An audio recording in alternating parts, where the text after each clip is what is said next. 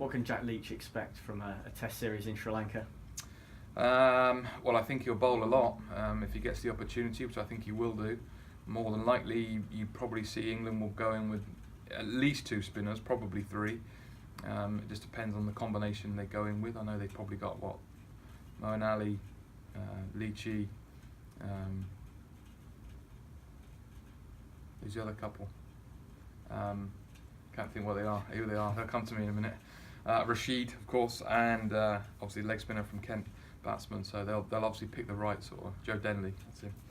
And they'll get the right combination of what they want. But I would expect they'll want somebody like a Leach to be able to bowl finger spin as well, and he could find himself opening the bowling at times, as he does do here at Taunton.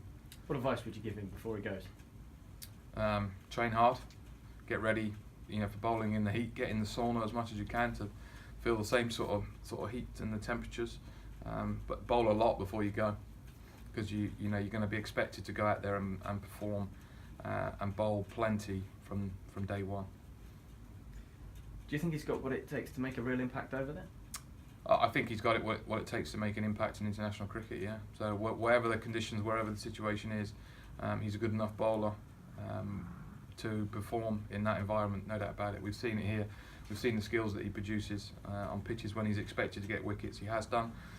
Also on pitches when we wanted to sort of dry it up and sort of play a holding role, he can do so. We've seen everything that we wanted to see here to know that he's good enough to play international cricket. The England team know exactly the same. What are his main attributes, do you think? His control. I think that's probably his biggest thing more than anything. Being able to land the ball consistently in the right place. Over the last couple of years, has got much better as confidence has grown.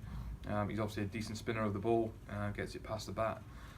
But he's obviously, the way he thinks about it and the way he controls the bowling is absolutely crucial, because that's what you're going to have. And it's not always going to spin, so you've got to be able to do different things. I think he did bits of that in New Zealand when he had his opportunity, but he'll get a lot more opportunity in Sri Lanka.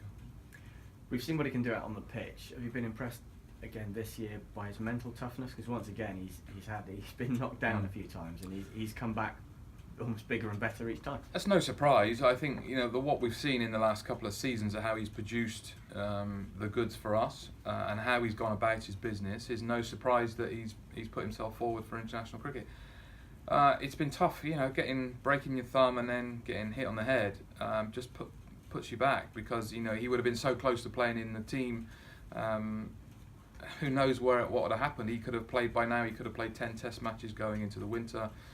He could have taken 40 wickets at this point. It's such a different place from where he is. But it challenged him at times, as it does for everybody when you're injured. But when he's come back and he's managed to sort of stick in there, knowing that eventually it will come back to where he needs to be.